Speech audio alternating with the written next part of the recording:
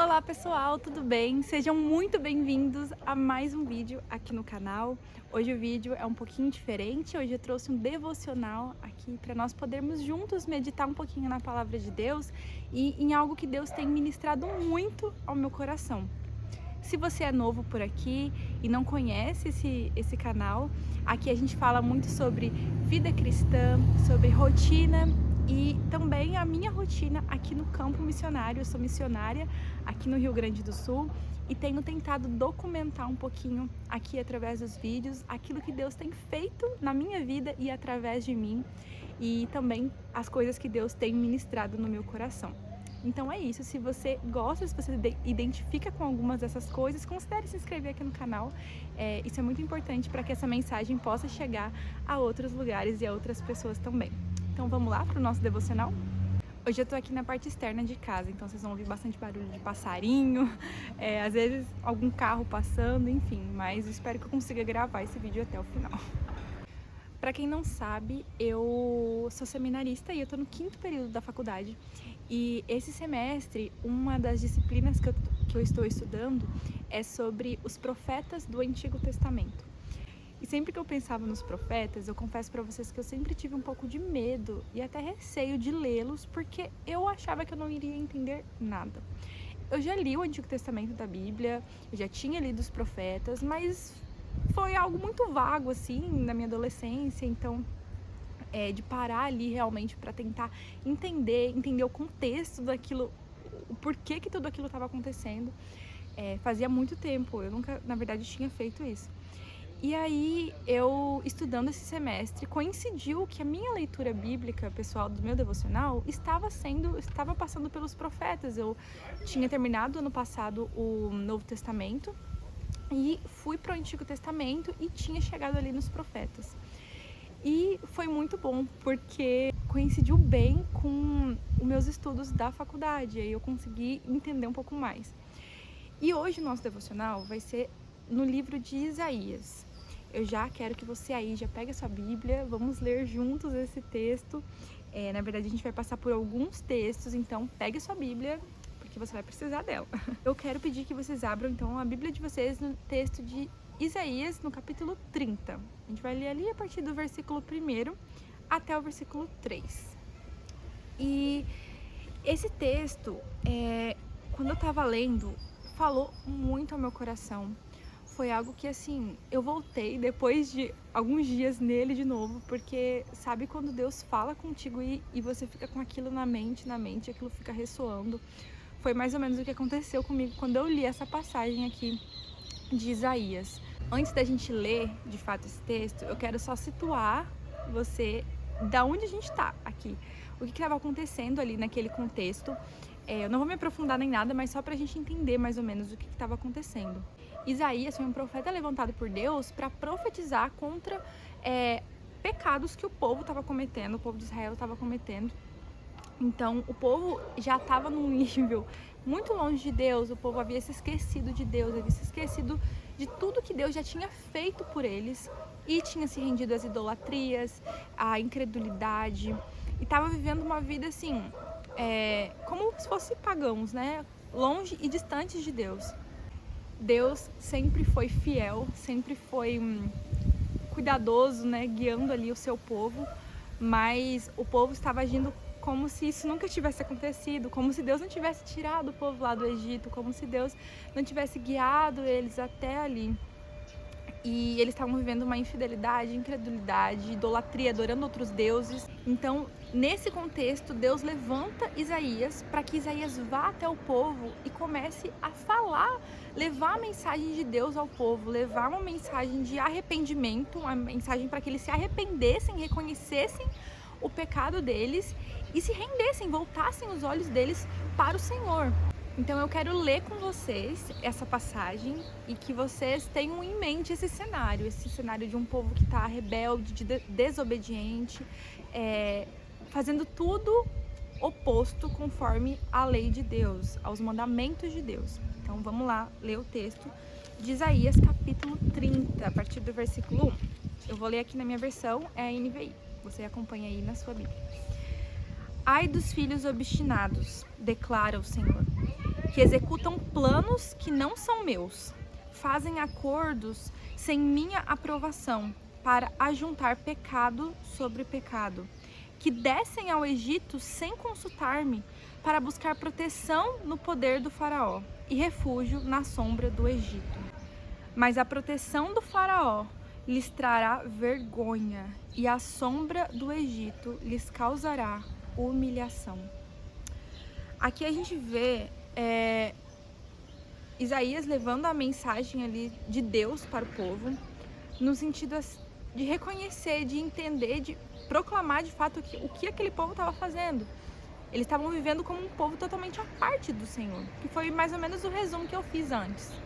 O texto vai dizer que eles faziam planos sem consultar o Senhor, que eles projetavam coisas, que eles pensavam coisas, eles iam até o Egito, eles iam diante do faraó sem consultar, sem buscar a proteção de Deus. Quando a gente olha para a história do povo de Israel, a gente vê muito, a gente lembra ali das pragas do Egito e de Deus sempre guiando, né? Então, quando a gente pensa, por exemplo, em Moisés indo até o faraó, indo até Deus, pedindo o direcionamento de Deus, para que Deus o mostrasse, para que Deus realmente o guiasse ali naquele lugar. E agora o povo, ali naquele momento, o povo não queria saber mais dos conselhos de Deus, do que Deus tinha para eles. Eles queriam viver segundo as coisas dos seus corações. Eles faziam seus próprios planos, eles faziam o que vinham em suas mentes, sem pensar em consultar o Senhor. Ali no versículo 2, o texto vai dizer que eles estavam indo até o faraó, indo até o Egito em busca de proteção. Que eles estavam buscando proteção no poder do faraó e refúgio na sombra do Egito. Coisas que eles só deveriam encontrar no Senhor, que eles só encontrariam de fato no Senhor.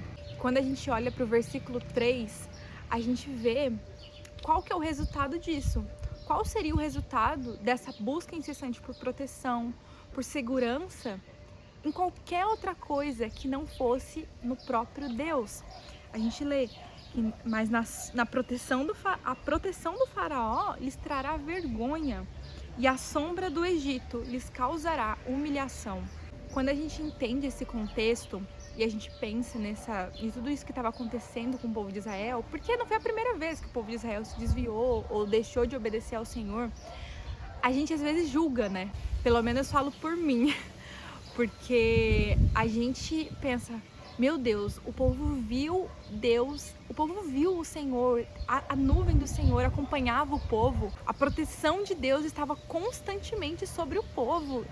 Deus abriu o mar para que o povo pudesse passar, Deus tirou o povo do Egito, enviou pragas, o povo viu de forma tão clara o agir de Deus. Como esse povo pode questionar?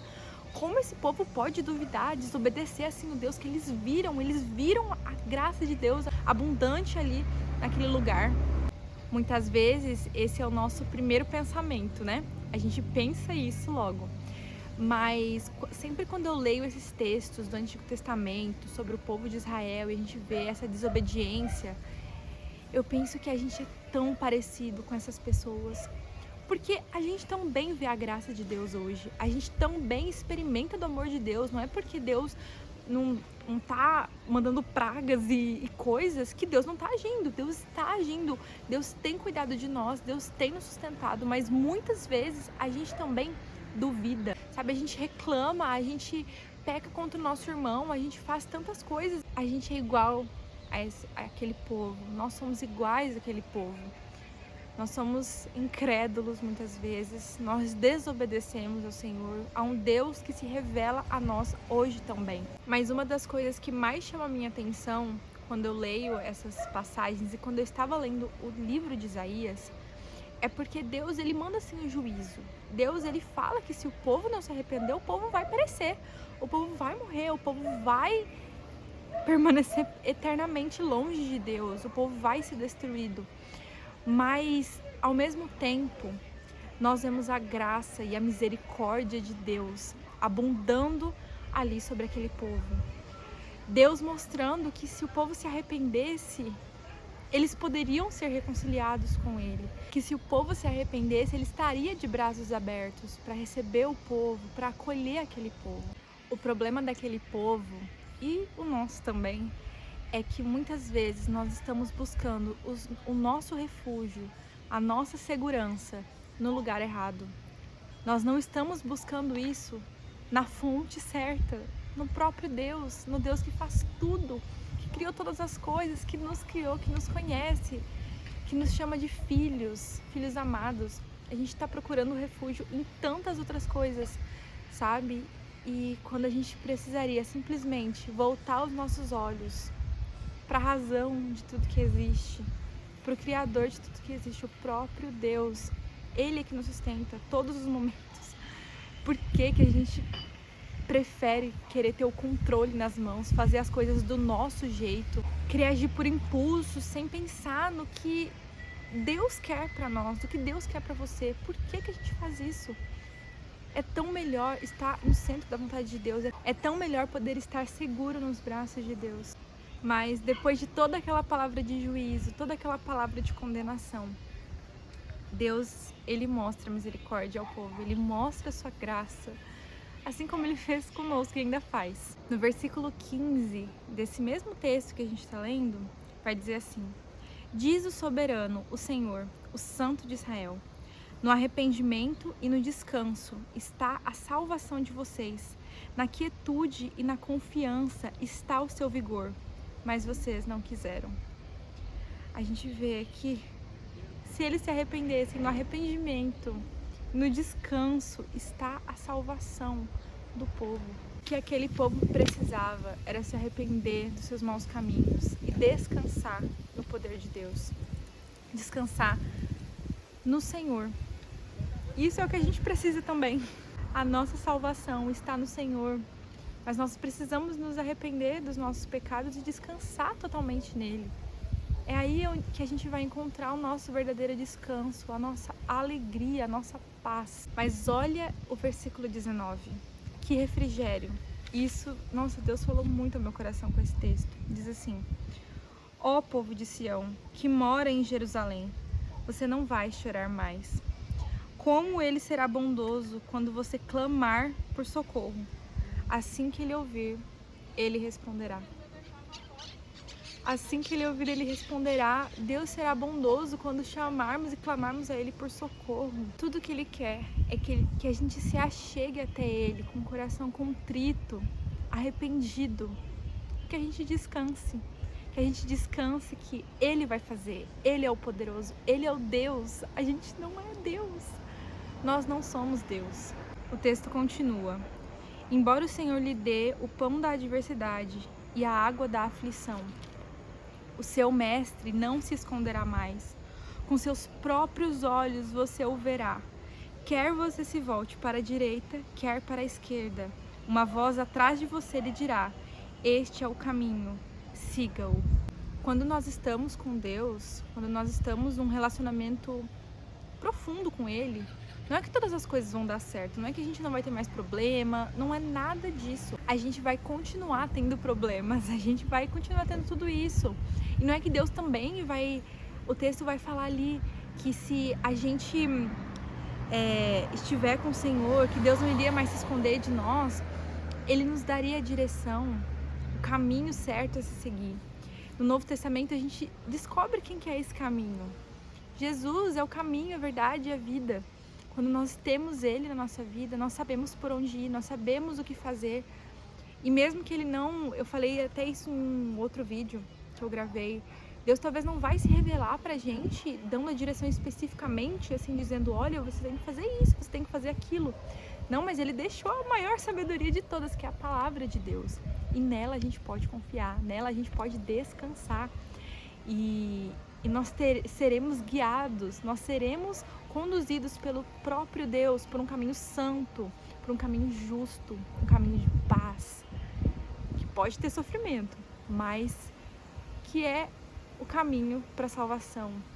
Um último texto que eu gostaria de ler, que está lá no próximo capítulo, capítulo 31 de Isaías, versículo 1, que diz assim: ai dos que descem ao Egito em busca de ajuda, que contam com cavalos, eles confiam na multidão dos seus carros e na grande força dos seus cavaleiros, mas não olham para o Santo de Israel, nem buscam a ajuda que vem do Senhor.